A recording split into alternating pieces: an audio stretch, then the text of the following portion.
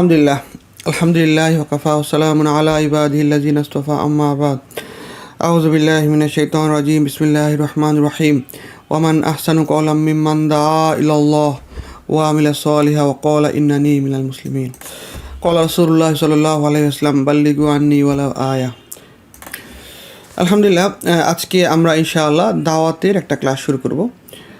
তো আমরা কিভাবে একজন অমুসলমানকে দাওয়াত দিব, যে আল্লাহ তাআলা আমাদেরকে দুনিয়াতে সংক্ষিপ্ত হায়াতের জিন্দেগি দিয়ে পাঠাইছেন এবং আমরা মুসলমান, ঈমান সবচেয়ে বড় দৌলত। একজন মুসলমান একদিন না একদিন জান্নাতে যাবেই, যে ঈমানের উপরে মৌত হবে। কিন্তু একজন অমুসলমান সে যদি অনেক ভালো কাজও করে কিন্তু সে কোনো দিন জান্নাতে যেতে পারবে না। তো এই জন্য অমুসলমানরা আমাদের ভাই, তারাও আমাদের আদম আলাইহিস সালামের সূত্র ধরে তারাও আমাদের ভাই। তো প্রত্যেক অমুসলমানকে দাওয়াত দেওয়া এটা আমাদের জন্য জরুরি। অন্যদিকে অমুসলমানদের দাওয়াতের সরই বিধান ওলামায়ে কেরামের মতে ফরজে কিফায়া, অর্থাৎ প্রত্যেক অঞ্চল থেকে কিছু লোক থাকতে হবে যারা এরকম ওই এলাকার সমস্ত মুসলমানদেরকে দাওয়াত দিবে। তো দাওয়াত শেখার জন্য তো আসলে অনেক জায়গায় যাওয়া লাগে, অনেক কোর্স করা লাগে। তারপরেও আমরা চেষ্টা করেছি একটু সংক্ষিপ্তভাবে যাতে দাওয়া কোর্সটা আমরা করতে পারি, যাতে খুব অল্প সময়ে, যারা সময় কম দিতে পারবেন, মাত্র কয়েক ঘন্টা সময় দিলেই ইনশাআল্লাহ আমাদের দাওয়া কোর্সটা কমপ্লিট হবে। তো এই জন্য আমাদের এই কোর্সে উৎসাহমূলক বা উদ্বুদ্ধমূলক কথা কম থাকবে, বরং ট্রেনিংটাই আমাদের বেশি থাকবে। তো আমরা শুরু করে দিচ্ছি ইনশাআল্লাহ। একজন অমুসলমান ভাই অথবা বোনের সাথে দেখা হলে আমরা মূলত ভাইরা ভাইদেরকে দাওয়াত দিব, বোনরা বোনদেরকে দাওয়াত দিব। তো দেখা হলে প্রথম যেটা কাজ আমাদের হচ্ছে তাকে সম্বোধন করা। তো একজন অমুসলমানকে আমরা কিভাবে সালাম দিতে পারি বা কীভাবে সম্বোধন করতে পারি, তো আমরা অমুসলমানদেরকে আসসালামু আলাইকুম রহমতুল্লাহ এটা বলবো না, আমরা তাদেরকে বলতে পারি আসসালামু আলা মানিত্তাবাল হুদা। এটার অর্থ হইল যে যারা হেদায়েতের উপরে আছে তাদের জন্য সালাম। যদি তারা হেদায়েতের উপর চলে আসে তো সালাম, আর যদি হেদায়েতের উপর না আসে তাহলে সালাম নেই। তাহলে আমি আবারও বলছি, আমরা অমুসলমানদেরকে সালাম দেব এইভাবে, আসসালামু আলা মানিত্তাবাল হুদা। তো এই সালাম আমরা দিতে পারি। তো দেওয়ার পরে প্রথম কাজ হচ্ছে যে তার সাথে মুসাফা করা এবং মুয়ানাকা করা। আমরা সাধারণত মুসলমানের দাওয়াত দেওয়ার জন্য মুসাফা করি, কিন্তু অমুসলমানের দাওয়াত দেওয়ার জন্য অবশ্যই কী করতে হবে, আমাকে মুসাফাও করতে হবে এবং মুয়ানাকাও করতে হবে। কেননা আমার দিলে তো নূর আছে। নূর বলতে আমি হয়তো গুনাহ করেছি, কিন্তু আমার দিলে তো ইসলামের নূর আছে। কিন্তু যেই অমুসলমান ভাই, তার দিলে তো কুফুর শিরকের অন্ধকার। তো সেই হিসেবে আমার এই নূরওয়ালা দিল যদি তার এই অন্ধকার দিলের সাথে লেগে যায়, হতে পারে আল্লাহ তাআলা এই ওসিলায় তার দিলে হেদায়েত দিয়ে দিতে পারে, তার দিলে নূর প্রবেশ করতে পারে। এই জন্য প্রথম কাজ হচ্ছে আমি সালাম দিব এইভাবে, আসসালামু আলা মানিত্তাবাল হুদা, মুসাফা করব। এরপরে আমি তাকে বুকে জড়ায় ধরে চাপ দিব। তো এটা তো একটা তো হচ্ছে যে স্পিরিচুয়ালি, আরেকটা হচ্ছে যে ফিজিক্যালিও সাধারণত একজন একজন মুসলমান থেকে দূরে দূরে থাকে।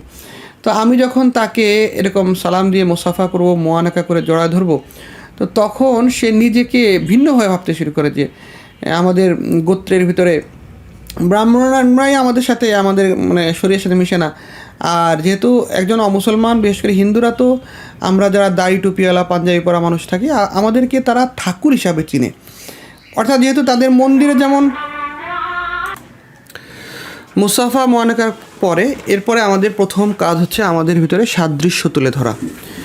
সাদৃশ্য হলো যে আমাদের দাওয়াতের মূল উদ্দেশ্যই হলো আমাদের ভিতরে মহাব্বত তৈরি করা, সাদৃশ্য তৈরি করা, ডিবেট নয়। আমরা ডিবেট করতে কারোর সাথে আসিনি, কারণ আমার এই ডিবেটে যদি কেউ আমার সাথে হেরে যায় তো আমার কী লাভ, অথবা আমার সাথে যদি ডিবেটে জিতে যায় তাও তো তার লাভ নেই। বরঞ্চ ডিবেট নয়, বরং মহাব্বতের মাধ্যমে সে যদি দিনের উপরে চলে আসে, এটাই তো আমার আসল লাভ, এটাই তো আমার উদ্দেশ্য।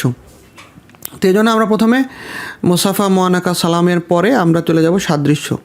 যে আমরা সাধারণত এইভাবে বলি যে দেখেন ভাই, যে আপনার এবং আমাদের ভিতরে অনেক মিল আছে। কেমন মিল?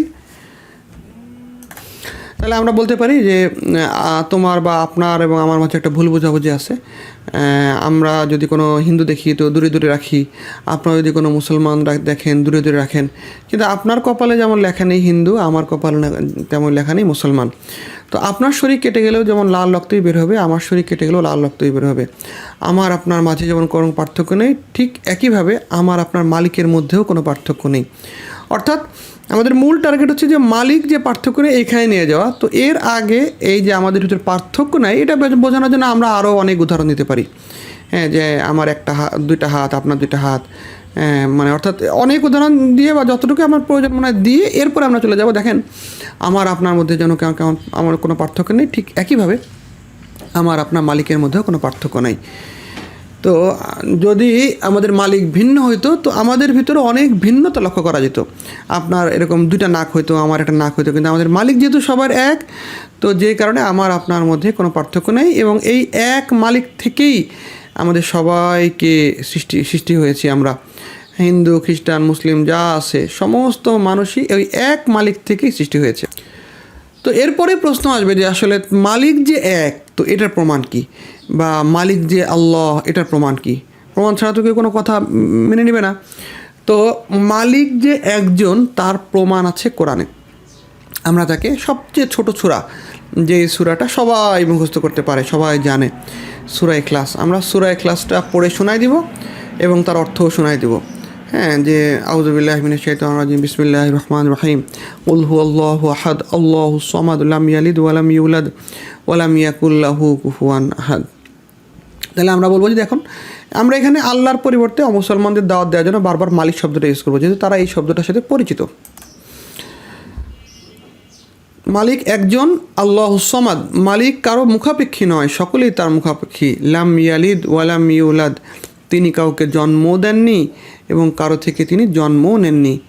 ওয়া লাম ইয়াকুল লাহু কুফুয়ান আহাদ, আর তার কোনো সমকক্ষ কেউই নেই। তাহলে দেখেন এই একটা সূরা থেকে কিন্তু হিন্দু ধর্মের সমস্ত দেবদেবীর যেই পূর্ণতা থাকে, সমস্ত দেবদেবী কিন্তু এই একটা সূরা থেকে বাদ হয়ে যায়। কারণ হচ্ছে যে হিন্দুদের সমস্ত দেবদেবী, কেউ কারো সন্তান, কেউ কারো বোন, কেউ কারো মা, অর্থাৎ প্রত্যেকেই কি একটা ফ্যামিলি রিলেশন আছে। বিসমিল্লাহির রহমানির রহিম, কুল হুয়াল্লাহু আহাদ, আল্লাহুস সামাদ, লাম ইয়ালিদ ওয়া লাম ইউলাদ ওয়া লাম ইয়াকুল লাহু কুফুয়ান আহাদ।